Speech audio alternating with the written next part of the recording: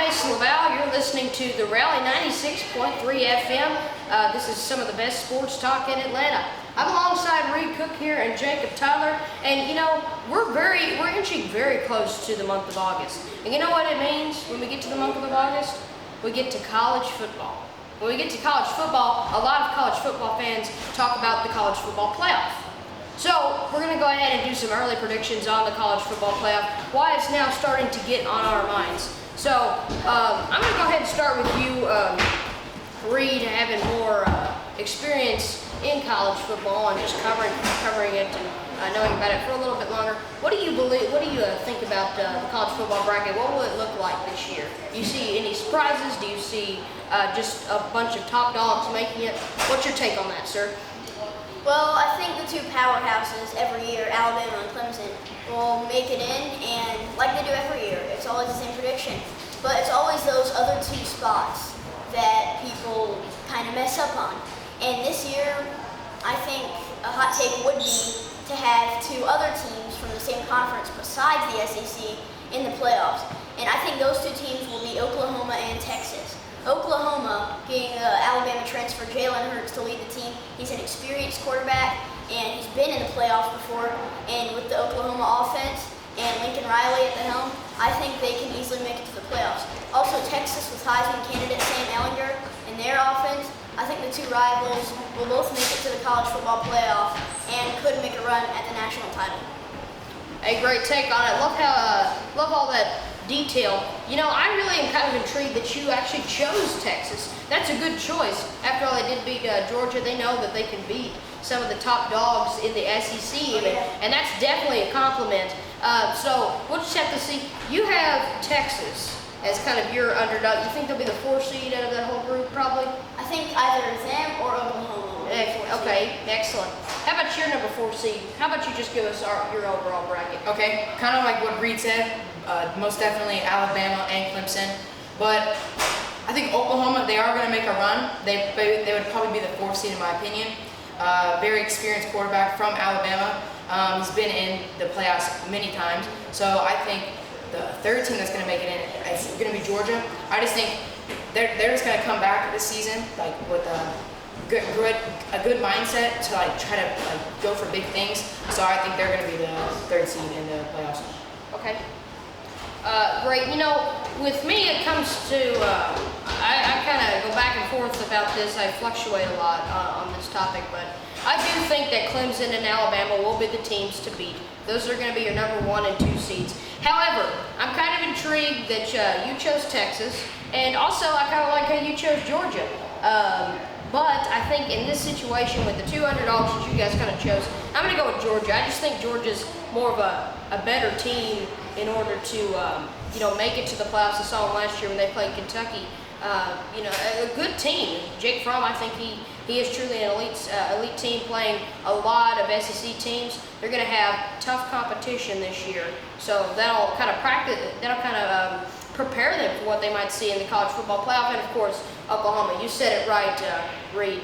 Jalen Hurts, adding him is just absolutely huge. You have a really good coaching staff with Lincoln Riley. You have all the pieces there. I think they'll make a run, especially in the Big 12. As long as you have a high-flying offense in that conference, you can definitely do some really good damage. You know, you have a playoff in college football, but you know you also have a playoff in the NBA. How do you get your teams into the playoff in the NBA?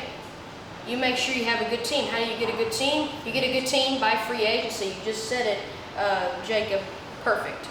So who have been the winners of free agency? Who do you see? I'm going to go ahead and throw it over to Jacob. How about that? I think one of the big winners is the Nets, in my opinion, the Brooklyn Nets. Signing KD and Kyrie is such a big plus for that team.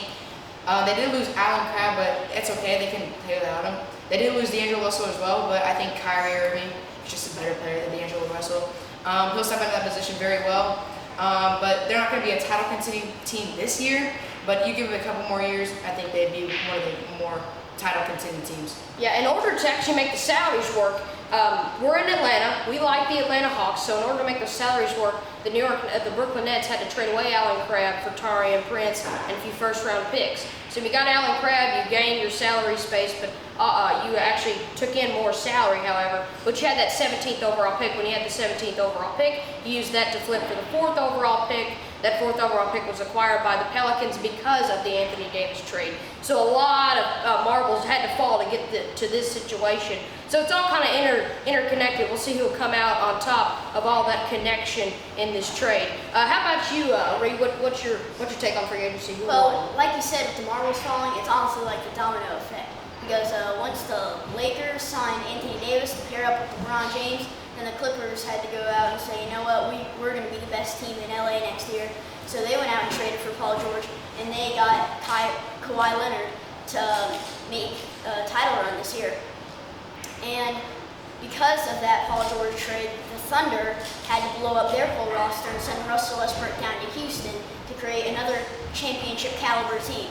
But with that, the Thunder also got many first-round picks. And I think something that's not talked about as much is how good the Thunder will be in a couple of years. With that young lineup and around 7 or 8 first-round picks by 2022 or 2023, they could be one of the best teams in the NBA.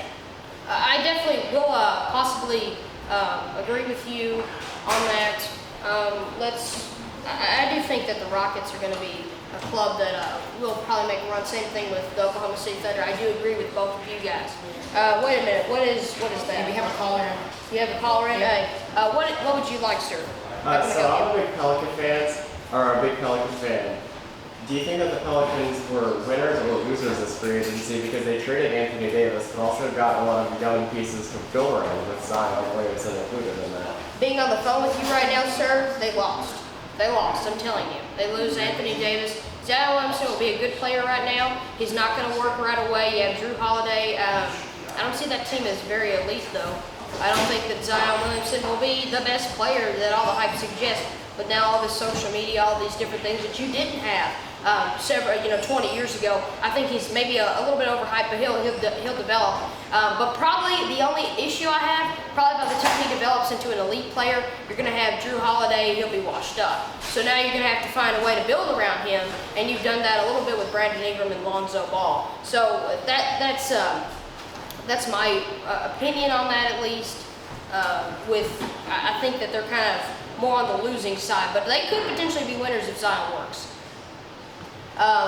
We also had a few other moves. Of course, Ben Simmons moving away. This has really been a lot about the NBA. Ben Simmons, he signed a contract.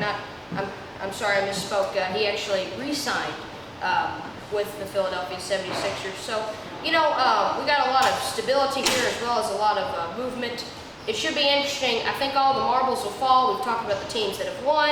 I think that it's more important that we're going to talk about those guys because I think the Rockets, the Clippers, those types of teams will be contenders. So that's basically our takes on NBA free agency. Thank you for listening, Atlanta. We appreciate it. I'm Mason Laval alongside Reed Cook and Jacob Tyler. Thank you.